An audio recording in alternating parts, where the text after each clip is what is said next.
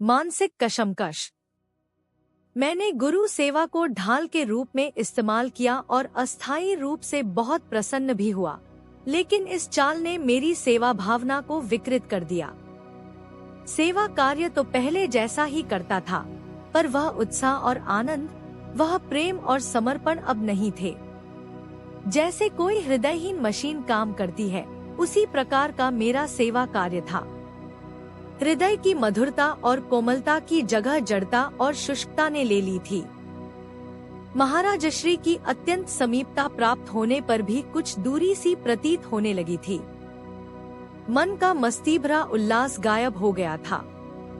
वही आश्रम था, वही वातावरण और वही कार्य, किंतु जीवन नीरस हो चला था। साधन के लिए गुफा में अब भी पहले जैसा जाता था, पर क्रिया का वेग थम सा गया था, जैसे क्रिया शक्ति रूठ गई हो। साधन से मन शीघ्र ही उकताने लगता था, जिससे मैं उठकर चला आता था। यहाँ तक कि फूलों की मुस्कुराहट देखकर भी मुंह छुपाने का मन करता था। अब मुझे अपने आप से घृणा हो चली थी। अनावश्यक और बुरे विचारों की आंधी मन में चला ही करती थी, जैसे अकस्मात ही किसी ने स्वर्ग से धकेलकर नरक में गिरा दिया हो। घूमते समय अब महाराजश्री ने भी बात करना बहुत कम कर दिया था। अधिकतर हाना कहकर ही बात समाप्त कर देते थे। कई बार तो बिना एक भी शब्द बोले घूमकर वापस लौट आते थे। महाराजश्री साधनावस्था में ही अधिक रहने लगे थे और मेरे अंतर में विचारों का तूफान उठता रहता था। एक दिन प्रातः भ्रमण के समय प्रश्न कर ही दिया, न जाने मुझसे क्या भूल हो गई जो आप मुझसे कुछ दूर होते जा रहे हैं। क्या मैं जान सकता हूँ कि आपकी अप्रसन्नता का क्या कारण है, ताकि मैं अपनी भूल सुधार सकूं? महाराजश्री बोले, यह बात मैं तुम्हें कई बार कह चुका हूँ कि गुरु शिष्य पर कभी भी अप्रसन्न नहीं होते। प्रसन्नता चाहे रहे या नहीं, किंतु अप्रसन्न कभी नहीं होते। इसलिए तुम्हें प्रसन्न नहीं होने तथा प्रसन्नता के बीच का अंतर समझ लेना चाहिए। प्रसन्न नहीं होने से शिष्य के प्रति स्नेह तथा आशीर्वाद का स्वाभाविक प्रवाह रुक जाता है, किंतु अप्रसन्न होने से शिष्य का अमंगल होता है। गुरु किसी भी अवस्था में शिष्य का अमंगल नहीं चाहता, इसलिए गुरु की अप्रसन्नता का प्रश्न ही नहीं। हाँ, भगवान यदि चाहें तो वे अवश्य ही किसी को दंडित कर सकते हैं, किंतु गुरु भगवान से भी यही विनय करता है कि उसके शिष्य को क्षमा करें। अतः मेरी अप्रसन्नता तुम्हारा भ्रम है।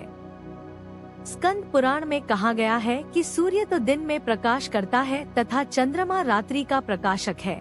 दीपक घर के अंदर ही प्रकाश फैलाता है तथा घर के अंदर के अंधकार का ही नाशक है, किंतु गुरु शिष्य के हृदय में सदैव ही प्रकाश की ज्योति जलाए रखते हैं। शिष्य में जितना भी अज्ञान का अंधकार होता है, उसे अपने ज्ञानात्मक प्रकाश से नाश कर देते हैं। अतः गुरु ही शिष्यों के लिए परम तीर्थ है। फिर भला तीर्थ अमंगल करने की कैसे कल्पना कर सकता है? तीर्थ का कार्य तो निर्मलता प्रदान करना है। मैंने कहा, महाराज जी, मेरी साधना में भी शिथिलता आ गई है। मेरी मानसिक शांति भी भंग हो गई है। अपने मन को खाली खाली अनुभव करता हूँ।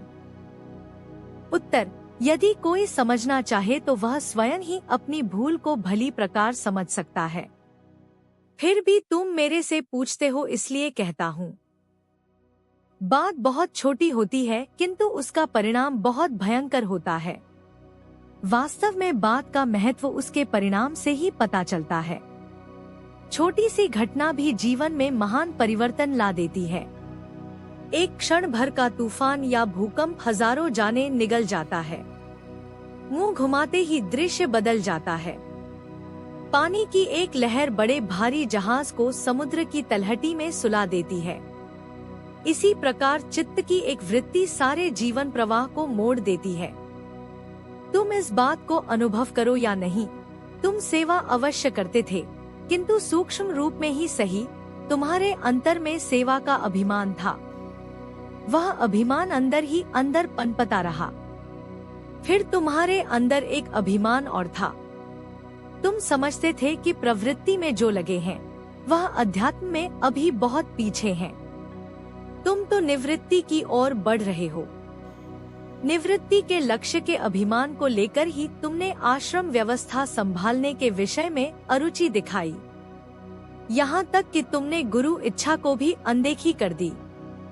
गुरु इच्छा के सम्मान के अनुरूप आचरण क्या गुरु सेवा नहीं है? तुम्हें यह भी ध्यान नहीं रहा कि गुरु सेवा निस्वार्थ होती है, किंतु सेवा के अभिमान में तुम सेवा के मर्म को नहीं समझ सके। तुम्हारे अंदर ही अंदर पनपने वाला अभिमान होते होते एक दिन फूट निकला। जिस प्रकार किसी बड़ी झील का तटबंध कमजोर होकर एक दिन टूट जाता है तथा बाढ़ के रूप में तबाही मचाने लगता है, तुम्हारे अभिमान ने न अपना कर्तव्य समझा, न गुरु शिष्य संबंध को ही पहचाना। गुरु शिष्य का कल्याण ही चाहते हैं, इसलिए उनके मन पर प्रभाव नहीं पड़ता। जिसका चित्त प्रभावित हो जाए वह गुरु ही नहीं, किंतु शक्ति गुरु के अपमान को सहन भी कर ले, न भी करे। संभव है शक्ति ने सहन नहीं किया हो तथा वह तुमसे रूठ गई हो तथा उसने अपनी क्रियाएं समेट ली हो। गुरु शिष्य संबंध जहाँ एक और गुरु तथा शिष्य दोनों के लिए मंगलकारी है, वहीं कोमल भी बहुत है। वर्षों के संबंध एक ही झटके में संकट में पड़ सकते हैं। जहाँ गुरु में शिष्य के प्रति स्नेह भाव होता है, वहीं शिष्य में गुरु के प्रति श्रद्धा तथा समर्पण का। जहाँ किसी भी और थोड़ी सी भी शंका या अभिमान उदय हो जाता है, वहीं संबंध में दरार पड़ना आरंभ हो जाती है। हमारे आग्रह में कोई स्वार्थ नहीं था, केवल स्नेह था, किंतु तुम्हारे समर्पण में अवश्य कमी आ गई थी। इसीलिए तुम हमारी इच्छा का आदर कर पाने में असमर्थ रहे। हमने उधर से अपने मन को हटा लिया तथा भविष्य में भी कभी भी बात नहीं करने का भी कह दिया, पर संभव है शक्ति ने सहन न किया हो। मन के भाव विचार ही मन की स्थिति बनाते बिगाड़ते हैं। अपने मन का मनुष्य को स्वयं ही पता होता है, इसलिए तुम भी मन में झांक कर सब देख सकते हो। इतना कहकर महाराज श्री तो चुप हो गए तथा मैं विचारों की गहरी खाइयों में उतरता गया। फिर सारे रास्ते कोई बात न हुई। दोपहर के समय महाराज श्री आराम करके उठे तो अवसर देखकर मैंने बात छेड़ दी। सेवा के अभिमान की बात भी हो सकती है, किंतु मुख्य प्रश्न अयोग्यता का था, अन्यथा आपके एक संकेत पर कुछ भी करने के लिए तैयार हूँ।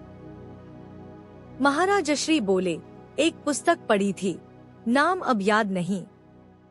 कोई व्यक्ति दीक्षा के लिए गुरु के पास गया तो गुरुजी ने कहा कि मैं यदि कहूँ कि नरक की जलती अग्नि में कूद जाओ तथा तुम्हारी हाना किए बिना कूद जाने की तैयारी हो तो हमसे बात करो।